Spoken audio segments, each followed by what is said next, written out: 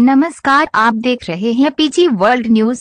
प्रयागराज समाज कल्याण विभाग के राज्य मंत्री स्वतंत्र प्रभार अरुण अजीम प्रयागराज पहुंचे, जहां उन्होंने कल होने वाले अनुसूचित जनजाति महासम्मेलन के संबंध में सर्किट हाउस में एक प्रेस वार्ता किया।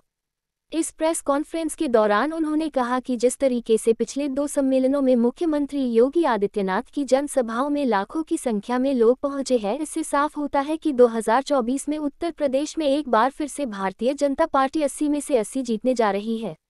आयोजन में पिछड़ी जातियों को आगे लाने के लिए उत्तर प्रदेश और केंद्र सरकार द्वारा कई कार्यक्रम और योजनाएं क्रियान्वित किए जा रहे हैं। इन योजनाओं के चलते लाखों लोगों को फायदा ही रहा है। अनुसूचित जातियों का समर्थन बीजेपी को मिला है। अभी तक इस प्रकार के 6 सम्मेलन आयोजित किए जाएंगे, जिसमें चौथा प्रयागराज में होगा। समाजवादी पार्टी की सरकार में अनुसूचित जातियों के उत्थान के लिए कोई कार्यक्रम या योजनाएं नहीं चलाई, पर अब वे अनुसूचित जातियों को रिझाने के लिए नाटक कर रहे हैं। बीजेपी सरकार में अब एक फिर से आदर्श ग्राम विकास की योजना को चालू किया है, ताकि इस योजना के तहत लाभ पा सके। गैर भाजपा सरकारों पर निशाना साधते हुए कहा कि भारतीय जनता पार्टी के अलावा किसी ने भी पिछड़ी जाति के लोगों को वोट बैंक के अलावा कुछ नहीं समझा, जो कि काफी निराशाजनक है। जिन्होंने बाबा साहब का अपमान किया, बाबा साहब के नाम पे एक जिला था भीमनगर, जिसको आपने काट दिया। उनके नाम पे एक मेडिकल कॉलेज था रनौज में। पेंशन जिनकी भी रुकी है तो उनके लिए हम लोग कैंप लगा करके इसको हल करते हैं। और पेंशन में आपने देखा होगा कि पिछली सरकारों में बड़े घोटाले हो रहे थे, जिसके लिए अब हर पेंशन को आधार के साथ जोड़ा गया। मेरा सभी वरिष्ठ नागरिकों से अनुरोध है, अगर आपकी पेंशन अभी आधार से नहीं जुड़ी है तो हो सकता है आपकी पेंशन रुकी हो। तो ऐसे सूरत में आप समाज कल्याण विभाग को बता दें, हम आपके घर भेज करके, टीम भेज करके आपकी पेंशन पुनः शुरू करा देंगे। और साथ साथ मोहल्लेवार हम लगातार कैंप लगा रहे हैं, जिससे कि कोई भी व्यक्ति छूटे ना, जो पात्र हैं उनको मिले और जो अगर दुरुपयोग कर रहे हैं तो उनको हटाया जाए।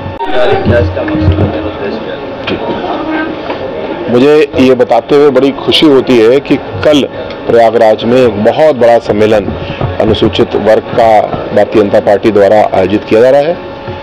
माननीय योगी जी इसको संबोधित करेंगे। कार्यक्रम का उद्देश्य है, पिछले बड़े चुनाव अगर हम देखें, नगर पालिका, नगर निकाय के चुनाव और उससे पहले विधानसभा का चुनाव, तो सभी का विश्वास भारतीय जनता पार्टी में बढ़ा, जिसका परिणाम हमने देखा। रिकॉर्ड सीटें मिली, रिकॉर्ड जीत हुई। इसके लिए अनुसूचित वर्ग को विशेष रूप से कल धन्यवाद ज्ञापित होगा।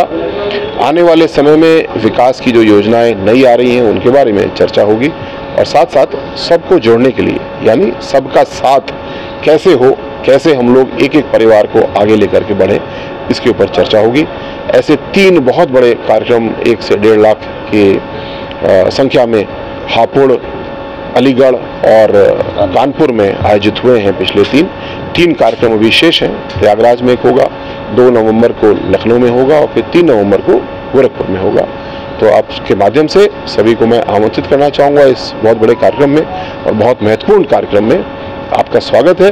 और कल व्यापक चर्चा होगी और महत्वपूर्ण घोषणाएं भी होंगी। चुनाव लड़ने की चर्चा, और साथ ही कांग्रेस भी प्रियंका गांधी को वहां से लड़ाने की कार्यकर्ता मांग कर रहे हैं। इस तरह देखते क्या है जी।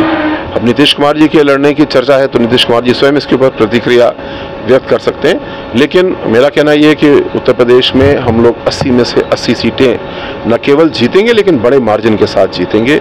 और जो ये कार्यक्रमों की श्रृंखला है, ये सबको जोड़ने का कार्य हो रहा है। इसी प्रकार जो नारी शक्ति वंदन है, महिलाओं का सम्मान इतना बढ़ा, महिलाओं को और स्थान दिया गया, उनका जुड़ाव भी और बढ़ा है, विश्वास बढ़ा है। तो आने वाले चुनाव में आप निश्चित रूप से देखेंगे, सबको प्रत्यक्ष प्रमाण मिल जाएगा 80 में से 80 सीट का भी और एक बहुत बड़े वोट शेयर का भी।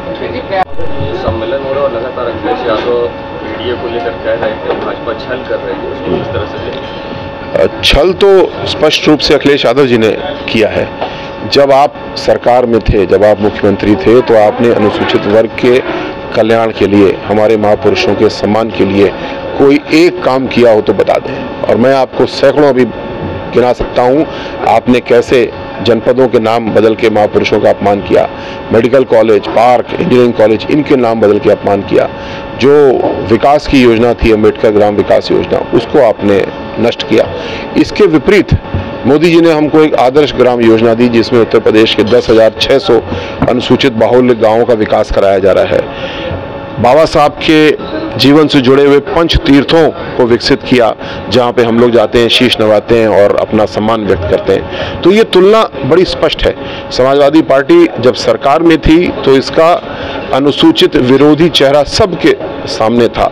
आज जब ये सरकार में नहीं है, जब जनता ने उत्तर प्रदेश की इनको बेदखल कर दिया, तब इनको बाबा साहब याद आ रहे हैं और मान्यवर कांशीराम जी याद आ रहे हैं। उत्तर प्रदेश के लोग बहुत होशियार हैं। उत्तर प्रदेश के लोग आगे पीछे समझते हैं, तुलना करना जानते हैं, और ये तुलना सबके सामने है। इसीलिए पिछले 2 चुनाव में आपने देखा कितना बड़ा जन समर्थन भारतीय जनता पार्टी के साथ जुड़ा, और आने वाले चुनाव में 2024 का एक बड़ा चुनाव है। इसमें 80 में से 80 सीटें तो हम लोग जीतेंगे ही, लेकिन जो हमारा वोट शेयर है, समर्थन का जो अंश है, वो बहुत तेजी से बढ़ेगा, और इसमें सबका साथ का सबसे बड़ा योगदान होने वाला है।